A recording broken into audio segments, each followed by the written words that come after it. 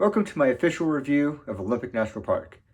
Now, I've been to this national park more than any national park out there, from day trips to 3-day camping trips to full-on week-long backpacking trips. I've gone back to this park over and over again, and I cannot wait to share with you what makes this park so special. So let's get into it.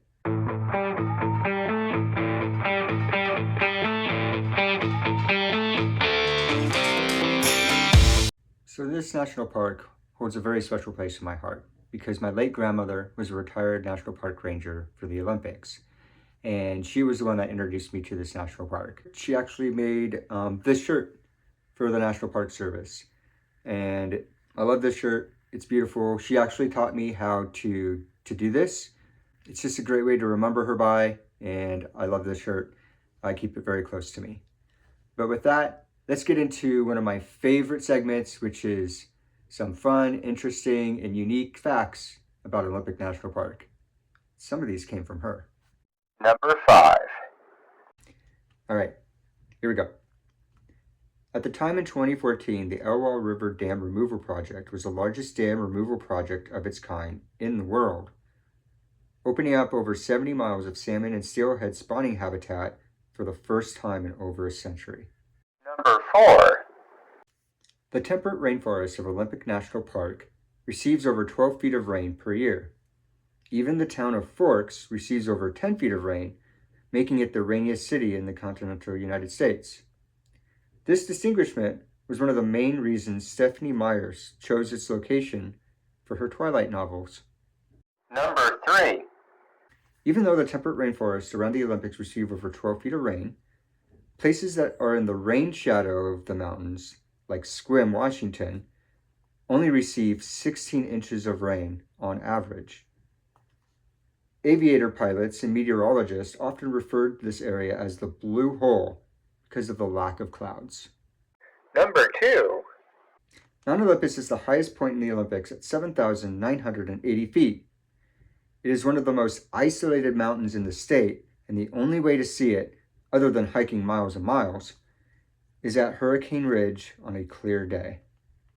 Number 1. All right, this last one's from my grandma. One of the main reasons Olympic National Park was granted national park status was to help protect the dwindling number of Roosevelt elk, the largest subspecies of elk in North America. So much so that there was a heavy consideration in naming the national park Elk National Park. Yeah, all these national parks have really good facts and factoids because they're all super unique. But let's get into why you're here, my official rating for this national park. And for that, I broke it down into 5 categories. And they are accessibility and amenities, recreational opportunities, plants and wildlife, scenery, and personal experience. Let's get into accessibility and amenities. So Olympic National Park is pretty much surrounded by Highway 101. And many of the roads that kick off Highway 101 go into the interior of the park. But the heart of the Olympics is pretty much the only way to get there is to hike. So it's really nice to be able to say that there's no through roads through the entire park. And it leaves a little bit of mystery. So I really like that. So this national park also has several amenities. There's multiple visitor centers.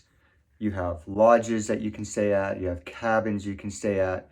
There's also several cities as well along Highway 101 that encompasses the national park, such as Port Angeles, Sequim, Forks, and even Hoodsport on the east side.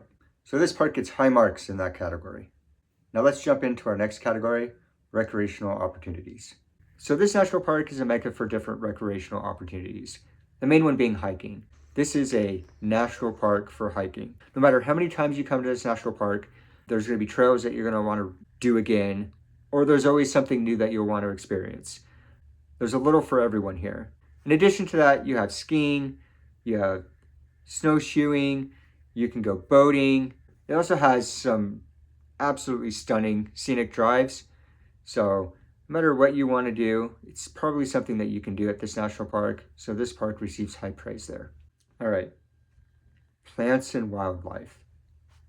One of the only temperate rainforests in the continental United States. So there's going to be a lot of plants and wildlife. In addition to that, there's also 3 distinct ecosystems. You have the rainforest, you have the coastline, and then you have the high alpine mountain tundra.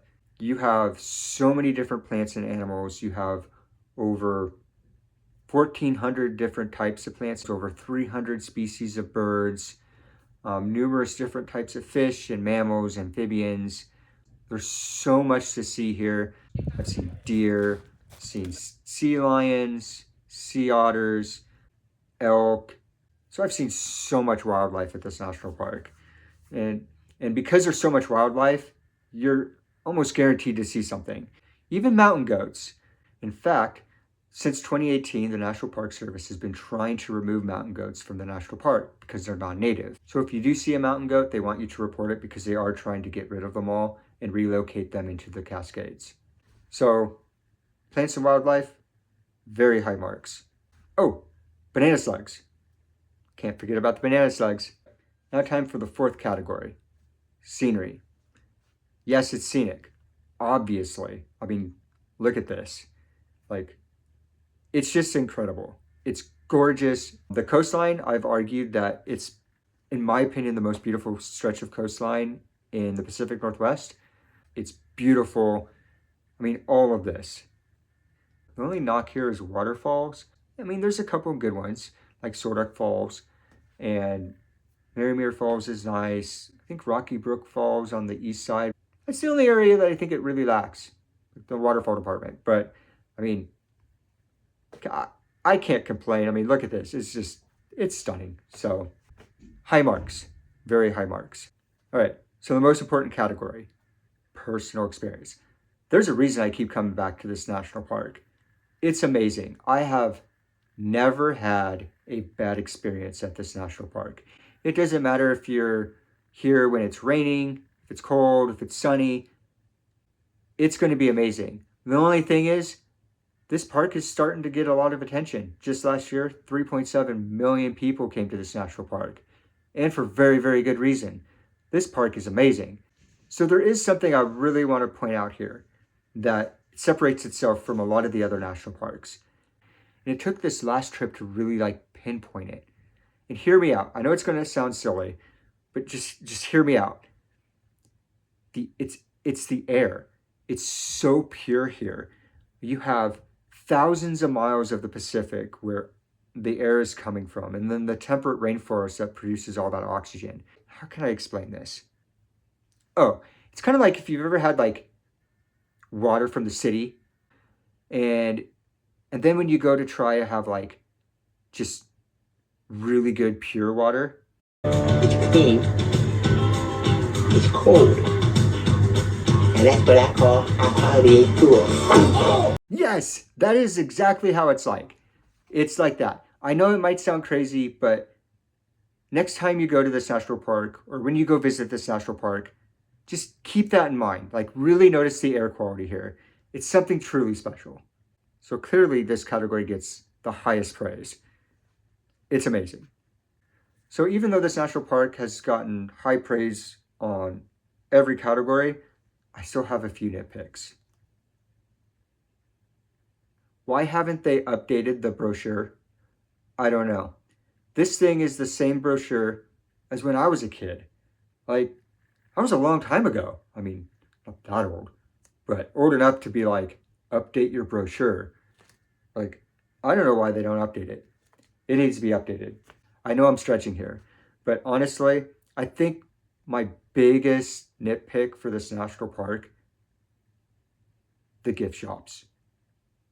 Hands down. I don't understand. The main visitor center in Port Angeles, its gift shop is literally just a small wall of items to choose from. This national park gets 3.7 million visitors last year in 2024. So you go to other gift shops in other national parks, and they're packed. People want to buy apparel and knickknacks and things, and the gift shops have zero variety. One shirt. This was my only option for a shirt. I mean, I like the shirt. It's a good shirt, but No variety. That's the worst gift shop, I mean, of any national park I've been to. I mean, it's awful. I mean, it's awful. Those are just superficial things. They can be changed. This national park is the gold standard.